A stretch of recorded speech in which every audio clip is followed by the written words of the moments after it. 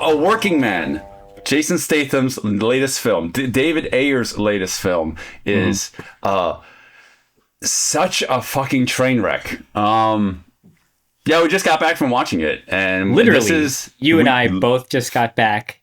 We exited the theater, and we decided that instead of going home, we needed to have drinks.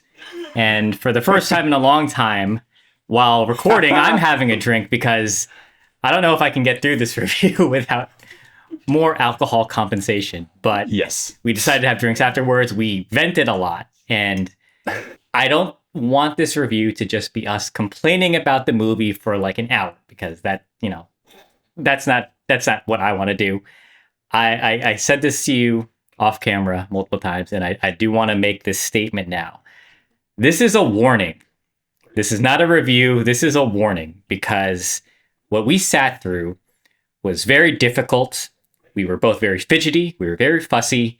And you and I, at certain moments in the film, wanted to get up and leave. It was that difficult to sit through. And now we're going to explain to you why it was difficult. Oh my God, there's so many reasons. So many reasons why. Ready? No. Time to go. Okay, this movie is incredibly frustrating to watch. As I was sitting there, I was just... I wouldn't call it nitpicking. You can literally feel the run length of the movie. It's 2 hours long, which is way too freaking long for a movie of this simplicity. Story, let's just get it out of the way. Jason Statham is trying to save this girl who is not his own daughter from human trafficking. It's a human trafficking movie, right?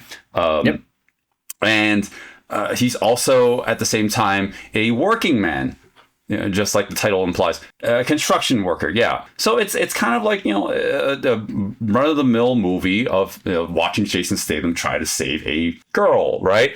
You get a lot of parallels at first, thinking, okay, it's going to be another one of those action flicks that's just like Beekeeper. Beekeeper did great last year. It was stupid. We said all the things we needed to say about it, but it was so dumb that it's enjoyable. This is gritty, dark, and somber, but like the major thing you'll notice is that there's no life in this movie. It is so sleepy. It is such a tired there's so much lack of energy from all the performances in this film. No one wants to be there. That's what I felt as I was watching this flick. I didn't come here to be disrespected. This is adapted from a book, so I'm wondering if they were just trying to stay a little too true to the source material. So the source material is very complicated in that Jason Statham is going to all these different sources to try to find this abducted girl. And sure, if you think about it from a tactical standpoint or just like a normal standpoint, sure, like he has to go to this person first before he extracts this little bit of information. These little bit of breadcrumbs lead him to here, lead him to point C to point D to point E before he gets to the final person, right? Sure, in real life that can work, or in maybe a better written story that could work, but it doesn't feel like it naturally makes sense in this movie, because in the beginning of the movie, he fights Mexican gangsters. So you almost think that the bad guys in this movie are maybe the cartel. But actually, when he starts investigating the missing girl, it turns out they're Russians. Yep. So then it starts leading him to the path of Russians, but then it starts taking him to a biker bar. So it's introducing all these characters. Yes, they're all interconnected, but it's just very frustrating because it seems like they could have cut out so many of these people. Like he didn't need to bounce around all over the place. we needed script doctors for this. We badly yeah. needed script doctors because you're just sitting there melting into your chair. Oh yeah, watching this all unfold. I was just contorting my body because I was just so uncomfortable sitting through this. It feels like, with the editing especially, it feels like we filmed all these scenes just for coverage, right? We filmed all these scenes and we just, there's nothing on the cutting room floor. They just put everything into the film. The whole book is adapted. Yeah. Yeah, like, we filmed Jason Statham walking around the car, opening each door to grab things out of the car. Why don't we leave it in the movie? So this door has the axe. This door has the shotgun. This door has this bulletproof. I don't know. Like, it's like there's so much of that, those little things, death by 1,000 cuts as you're watching the film. Like, it's so slow. You do this, you better lock in. You better go full on, no half measures, but you do. God help them. The other thing I was going to say is that, like, the budget of the film really shows. It just feels like there's just no budget at all. We saw the MGM Amazon, tag in the beginning of the movie. So my speculation is that this was maybe supposed to just be a Amazon Prime movie dump. They just filmed it really quick, no budget, 10 days shooting, 1 day for action. Just get it all out of the way. Because that's what it feels like. There's nothing cinematic about this movie. Absolutely not. There's nothing interesting to look at. It's just bland, boring shots. There's no interesting lighting. It's just a bland, gray movie. And that's fine, right?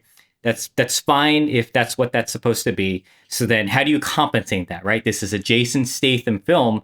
So you try to compensate the boringness of the plot and the overall look of the movie with action. If you have a boring plot and you have boring characters and you don't fucking care about anybody, then you better overcompensate with action, right? We better have these exciting action moments that make you feel like, oh, okay, I don't care about these people, but at least I care about the skulls being crushed, about the hits being taken, about Jason Statham beating up bad guys. It needs to feel good, at least from an action standpoint. And from an action standpoint, it's not good. It's Wanna have a race? You a cop? You wish I was a cop. just like my conspiracy theory is that it probably only got a day to film. 2 days tops to film some of these short budget, short production time. That's my speculation too. I assume that also just very little care. It just feels like there's so little effort that goes into any of this, and even in the action department, it's not good. It's by the time of recording of this, new release 2025. I thought we were past this. I didn't think we could still make terrible action scenes like this anymore. This is what whenever we used to complain about, like the action movie, Hollywood action, right? Like this is that kind of movie. Like it's so sloppily edited. Everything's extreme shaky cam. Everything's like super close up. I thought we're past this. We haven't complained about a recent release like this in a long time. That is true. Yeah. Hollywood has caught up to competent action standards where you can see fight choreography. You could see the things happening that feel like you're supposed to really pay attention to, that are really preferential for action fans. And this is a huge setback. This feels like going back to master like shots and coverage. It feels like a direct-to-TV movie from the 90s in a bad way. Oh, yeah. Absolutely awful. Like, I didn't have growing praise of Beekeeper, but my God, like, go back and watch that. Like, there's really so little you can get off of this film. Maybe Ayer's trying something new and trying to be have a more grittier approach to storytelling, but he's kind of like taking the same kind of character from Beekeeper, Jason Statham's character. Like, he's like the Mary Sue, or as we've learned today, the Gary Stu. He's perfect at everything. I love that. Right. He's overpowered. He's perfect. But like in Beekeeper, that movie's so ridiculous that it works. Like, okay, and then fine. the premise it works with the premise, right? he's part of a secret organization known as the Beekeeper. It's so ridiculous that him being a Gary Stewart's like, oh sure, like I buy it because you kind of want to see how ridiculous it can get. And that movie starts with people, like trying to rob from the elevator, but ultimately it goes to the top on the presidential level. That's how ridiculous it gets, and that's why it works for that movie. Yeah. But this movie, a working man, a blue-collar action hero, it's, I don't know, are they trying to appeal to an ignorant action fan? People from a bygone era who still like these really low-budget, low-effort direct-to-TV movies? I don't think that exists as in trying to appeal to that. I don't think anyone who's like that would appreciate something that's so lifeless. Like those, the bygone era, if you can even call it that era of action cinema. Like there was at least like life to it. This is so sleepy and so like blasé. There's nothing. I literally am trying to think like what is there that was good about this movie. I can't believe I'm going that far to be like, I literally can't think of anything that I would say to go check this movie out for. I mean, he's Jason Statham. He's his own genre.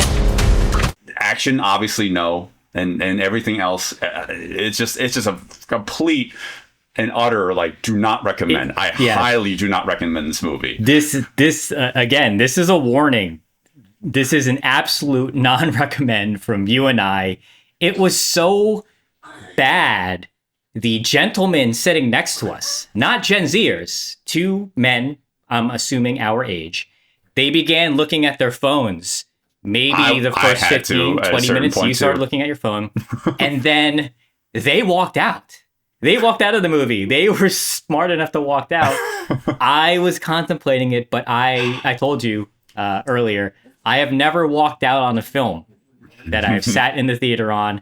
I was hoping that maybe it would do a Hail Mary pass in the end, and they were just saving everything for the end.